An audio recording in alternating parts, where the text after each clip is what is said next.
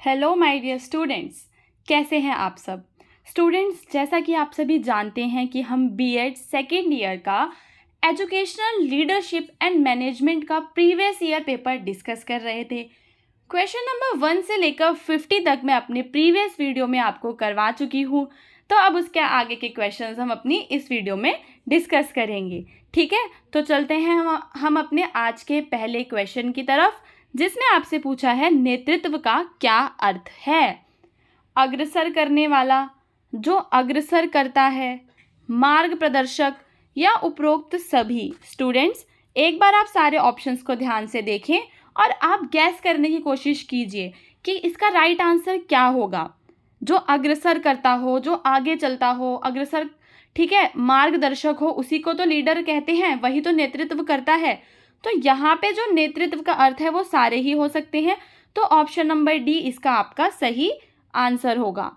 अगले क्वेश्चन में आपसे पूछा, आपको एक स्टेटमेंट दी गई है, एक कथन दिया गया है और आपसे पूछा है कि यह कथन किसका है। क्या कथन है उसको पढ़ लेते हैं। नेतृत्व संगठन में व्यक्तियों के साथ काम करने, उनको प्रेरित करने तथा विकसित करने की प्रक्रिया है। किसका कथन है? Stephen J Nesvich, Peter Drucker, Martin M Broadwell या फिर इनमें से कोई नहीं। सो स्टूडेंट्स, आपके क्वेश्चन नंबर 52 का आंसर है मार्टिन एम ब्रॉडवेल। ठीक है, अब चलते हैं अपने अगले क्वेश्चन पे। क्वेश्चन नंबर 53 में आपसे पूछा है नेतृत्व के प्रकार हैं। नेतृत्व के कितने प्रकार हैं? पद जनित नेतृत्व, व्यक्तित्व जनित नेतृत्व, कार्य जनित नेतृत्व। तो स्टूडेंट्स, ये तीनों ही, ठीक है, पोजीशन, पर्सनैलिटी एंड फंक्शन, ये तीनों ही लीडरशिप यानी कि नेतृत्व के प्रकार हैं। तो 53 का आंसर होगा ऑप्शन नंबर डी यानी कि उपरोक्त सभी। क्वेश्चन नंबर 54 में आपसे पूछा है एक नेता का कार्य। एक नेता का क्या कार्य होता है? नियोजन करना, समन्वय करना, समस्या का समाधान करना। तो अगर आप ऑप्शंस को अच्छे से पढ़ेंगे तो आप गैस कर पाएंगे कि एक नेता के ये सारे ही काम होते हैं। तो 54 का आंसर होगा ऑप्शन नंबर डी यानी कि उपरोक्त सभी। नेक्स्ट क्वेश्चन में आपसे पूछा है शैक्षिक नेतृत्व के लक्षण क्या हैं? लचीलापन, समीपता, स्वायत्तता। इसका आंसर भी ऑप्शन नंबर डी है, उपरोक्त सभी। अगले क्वेश्चन पे चलते हैं। क्वेश्चन नंबर 56, शैक्षिक नेतृत्व का कार्य क्षेत्र क्या है? नीति निर्धारण करना, विद्यालय कार्यों में समन्वय करना, शैक्षिक साधनों का उपयोग करना या फिर ये सारे। सो स्टूडेंट्स, क्वेश्चन नंबर 56 का आंसर है उपरोक्त सभी। प्रभावी नेता के महत्वपूर्ण गुण क्या होते हैं? अगर कोई नेता को आप कहते हो कि ये नेता प्रभावी है बहुत ज़्यादा, तो उसके क्या गुण होंगे? सूझबूझ होगी, उसमें निर्णय शक्ति होगी, संप्रेषण कौशल यानी कम्युनिकेशन स्किल, वो अच्छी बातें कर पाता होगा, जब बातें करेगा तभी तो जनता को अपनी तरफ आकर्षित करेगा।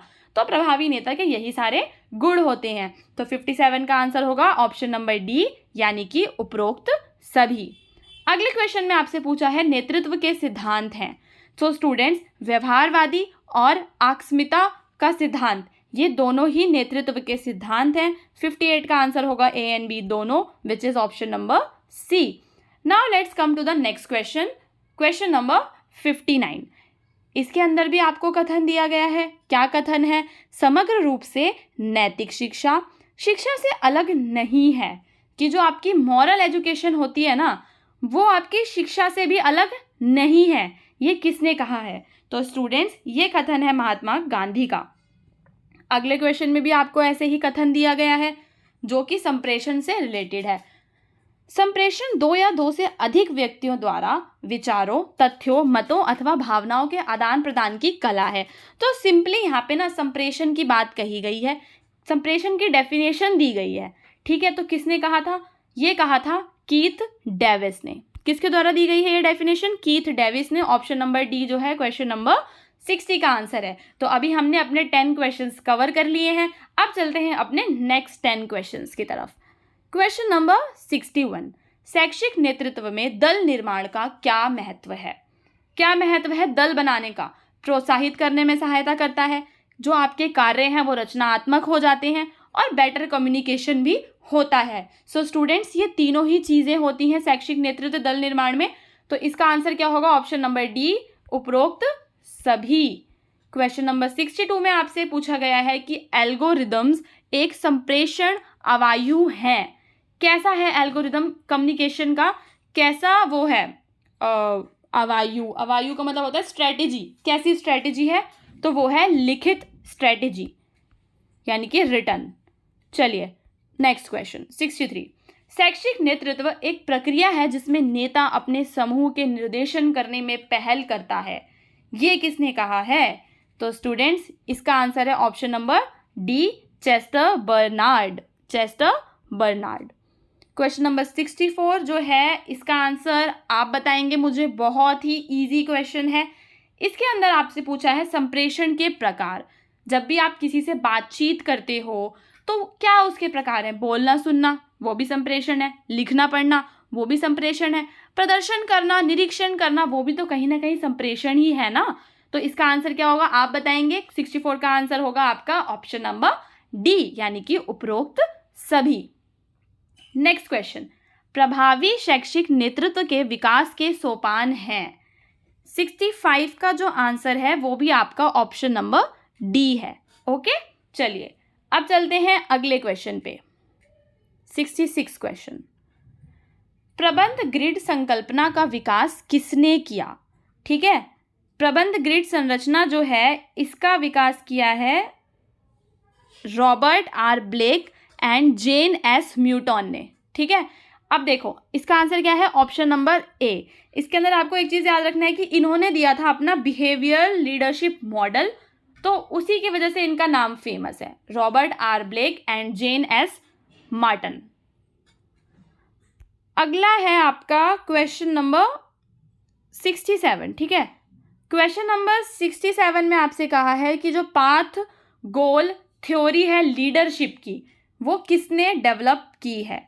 67 का जो आंसर है वो है ऑप्शन नंबर ए, रॉबर्ट जे हाउस ने, और उसने 1971 में इसको डेवलप किया था। क्वेश्चन नंबर 68 को करने से पहले मैं आपको एक छोटी सी चीज़ एक्सप्लेन करना चाहती हूँ। इस क्वेश्चन में आपसे पूछा है कि सत्ता की दृष्टि से, ठीक है, सत्ता की दृष्टि से नेतृत्व शैली कितने प्रकार की होती है? तो स्टूडेंट्स, मैं आपको बताना चाहती हूँ कि सत्ता की दृष्टि से जो आपकी नेतृत्व शैली है, पावर की दृष्टि से 6 प्रकार की होती है। और उसके नाम क्या क्या हैं? जो पहली है उसका नाम है ऑटोक्रेटिक। ठीक है, क्या है पहली? ऑटोक्रेटिक। दूसरी जो है वो है आपकी डेमोक्रेटिक।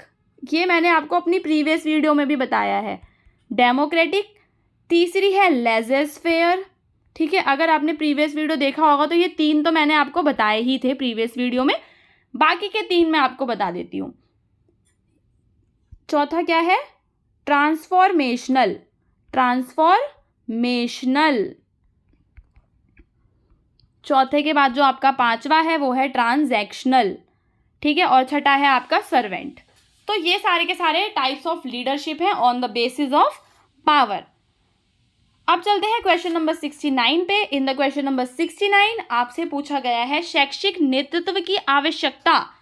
शैक्षिक नेतृत्व की आवश्यकता क्यों है? तो यह है आपके शैक्षिक प्रबंधन में काम आती है, मैनेजमेंट में काम आती है। 70वें क्वेश्चन का जो आंसर है वो भी उपरोक्त सभी होगा। इसमें आपसे पूछा है शैक्षिक निसंप्रेषण का क्या महत्व है। ठीक है, तो ये जो तीनों चीज़ें हैं ना, ये ही उसका महत्व है। इसको आप पढ़ लेना एक बार ध्यान से, वीडियो को रोक के आप देख सकते हैं। ठीक है, अब चलते हैं नेक्स्ट क्वेश्चन पे। अब हमने कर लिया अपने पूरे क्वेश्चन नंबर 51 से लेकर 70 तक। अब हम लास्ट 30 क्वेश्चंस करेंगे इस पेपर के।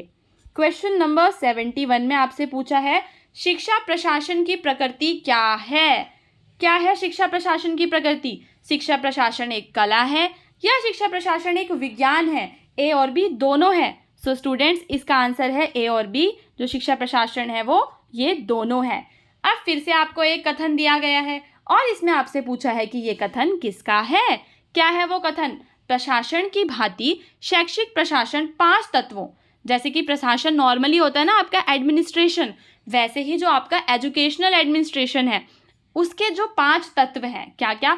नियोजन, संगठन, आदेश, समन्वय तथा नियंत्रण, ये भी एक प्रक्रिया है। यह कथन किसने दिया है? ये वेरी इजी क्वेश्चन है, रिपीटेड क्वेश्चन है। हेनरी फेयोल ने ये कथन दिया है। ठीक है, अब चलते हैं 73वें क्वेश्चन पे। शिक्षा प्रशासन का संक्रमण काल, कब से शिक्षा प्रशासन फैला था? ठीक है, तो इसका आंसर क्या होगा? 1920 से 1940 तक। ठीक है students, option number C is the right answer for the question number 73। Now let's come to the next question. शैक्षिक प्रशासन के क्या उद्देश्य हैं? प्रजातांत्रिक दृष्टिकोण विकसित करना, विद्यालय प्रशासन में समन्वय स्थापित करना, शिक्षा को सुनियोजित रूप प्रदान करना, या फिर उपरोक्त सभी। 74 का आंसर है उपरोक्त सभी। ठीक है, डी। चलिए अगला क्वेश्चन बहुत इजी क्वेश्चन है। भारत में आधुनिक शिक्षा का जनक कौन था? तो इसका आंसर क्या होगा? Lord Macaulay. ठीक है स्टूडेंट्स, अब चलते हैं अगले पे। वैज्ञानिक प्रशासन का आधार क्या है? 76वां क्वेश्चन। कुशलता, व्यवस्थापन विज्ञान, मात्रात्मक निर्णय। इसका आंसर है ऑप्शन नंबर डी, उपरोक्त सभी। क्वेश्चन नंबर 76 का आंसर है उपरोक्त सभी। अब चलते हैं क्वेश्चन नंबर 77 में। क्वेश्चन नंबर 77 में आपको एक वर्ड दिया गया है, क्या है वो? पॉज़-डी-कॉर्ब। ओके, पॉज़-डी-कॉर्ब का मतलब क्या है? सो स्टूडेंट्स यहाँ पे आप देख लीजिए, जो पी है, पी से मतलब क्या है? प्लानिंग। ओके, पी से मतलब है प्लानिंग। ओ से क्या है? ऑर्गेनाइजिंग। ठीक है, ओ से क्या है? ऑर्गेनाइजिंग। एस से है स्टाफिंग, डी से डायरेक्टिंग, सी से कोऑर्डिनेटिंग, ठीक है, और आर से रिपोर्टिंग एंड बी से बजटिंग। तो ये जो है सूत्र किसने दिया था? तो ये सूत्र दिया था आपके लूथर गुलिक ने, जो कि एक पब्लिक एडमिनिस्ट्रेशन के थ्योरिस्ट थे। 1937 में उन्होंने एक नोट लिखा था जिसका नाम था theory of organization. So students, question number 77 में आपसे पॉज़-डी-कॉर्ब के बारे में पूछा है, जो कि लूथर गुलिक से रिलेटेड है। 77 का आंसर हो गया आपका ऑप्शन नंबर ए। चलिए, शिक्षा प्रशासन के मुख्य कार्य क्या होते हैं? वेरी इजी, कोई भी बता सकता है। व्यवस्था करना, नियोजन करना, नियंत्रण करना, ये सारे ही तो होते हैं उसके कार्य। तो 78 का आंसर क्या होगा? ऑप्शन नंबर डी होगा। 79 का क्या होगा? चलिए 79 में आपको एक कथन दिया गया है, शैक्षिक प्रशासन वस्तुओं के साथ साथ मानवीय संबंधों की व्यवस्था से संबंधित है। यह किसने कहा है? सो स्टूडेंट, ये कहा है कथन आपका एस.एन. मुखर्जी ने। 79 का आंसर है ऑप्शन नंबर बी। अब चलिए 80th क्वेश्चन पे। जो आपका 80th क्वेश्चन है उसमें पूछा है कि भारत में कितने क्षेत्रीय कॉलेज हैं? सो स्टूडेंट्स, भारत में जो क्षेत्रीय कॉलेज हैं वो है 5। ठीक है, अब इसको आप एक बार रीचेक कर लेना, मुझे इस क्वेश्चन में थोड़ा सा डाउट है। अदरवाइज मैं अभी आपको 5 बता दे रही हूँ, फिर आप अगर चेक कर लेना, अगर आपको कुछ और आंसर मिलता है तो नीचे कमेंट करके ज़रूर बताना। राष्ट्रीय शिक्षक शिक्षा परिषद यानी कि NCTE जो है, अब यहाँ पे आपसे पूछा है कि NCTE को संवैधानिक स्तर कब मिला, ये नहीं पूछा कि उसकी स्थापना कब हुई है। तो 81 जो है ना, इसका आंसर है आपका 1995। ठीक है, जो कि आपके ऑप्शंस में है नहीं। इसकी स्थापना 1993 में हुई थी, पर जब क्वेश्चन लिखा हुआ है ये और ऑप्शन में 1995 दिया नहीं हुआ। ठीक है, तो 1995 है इसका आंसर। 17 अगस्त 1995 को इसकी स्थापना हुई थी। अब अगला क्वेश्चन, CBSE की स्थापना कब हुई थी? बच्चों वाला सवाल, कब हुई थी CBSE की स्थापना? आपको पता है 1929 में हुई थी। यहाँ पे ऑप्शंस में दिया ही नहीं हुआ। चलिए अगले क्वेश्चन पे चलते हैं। All India council for of primary education, अखिल भारतीय प्राथमिक शिक्षा परिषद, इसकी स्थापना कब हुई है? 1 जुलाई 1957 को। तो इसका राइट आंसर है सी, विच इज़ 1957। चलिए अब आ जाओ 84वें क्वेश्चन पे।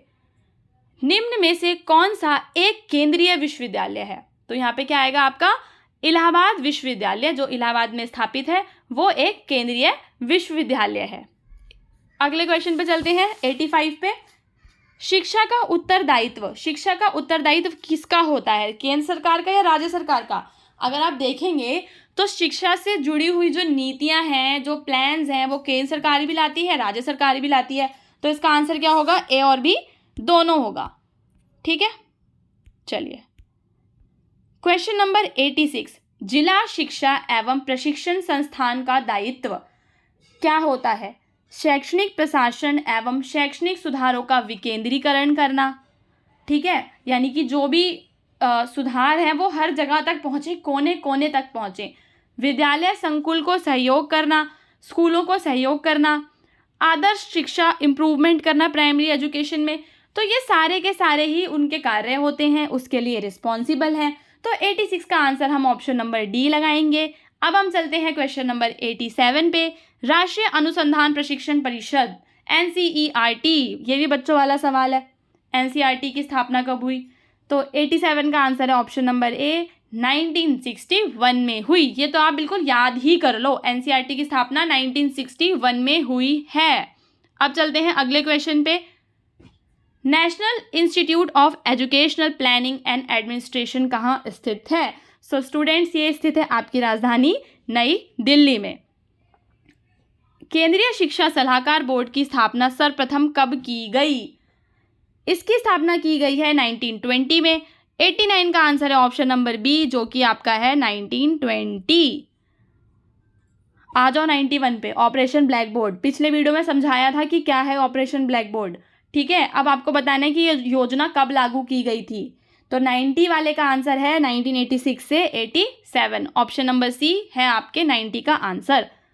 पर्यवेक्षण, सुपरविजन का क्या मतलब होता है? सुपरविजन, जब आप किसी एक जो सुपरवाइजर है उसका क्या काम होता है? अगर आप किसी कंपनी में काम करते हो, वहाँ पे कोई सुपरवाइजर है तो उसका क्या काम है? वो लोगों की देखरेख करेगा, देखेगा कि सब लोग अपना काम ठीक से कर रहे हैं या नहीं कर रहे हैं, मॉनिटर करेगा उनको। तो यहाँ पे जो सुपरविजन्स हैं, इसका काम क्या होता है? मॉनिटरिंग करना। और सुपरविजन का मतलब होता है कि सब पे ध्यान रखना। ठीक है, दिव्य दृष्टि बना के रखना सबके ऊपर अपनी। तो ऑप्शन नंबर सी होगा इसका राइट आंसर। फिर भी मुझे इसमें थोड़ा सा डाउट है, इसका आंसर मॉनिटरिंग भी हो सकता है, तो आप किसी अच्छे टीचर के साथ डिस्कस कर लेना। चलिए 92 पे चलते हैं। भारत में पर्यवेक्षण का प्रादुर्भाव कब हुआ? सुपरविजन इंडिया में शुरू कब हुआ स्टूडेंट्स? जब वेस्टर्न एजुकेशन सिस्टम आया या वुड डिस्पैच के बाद?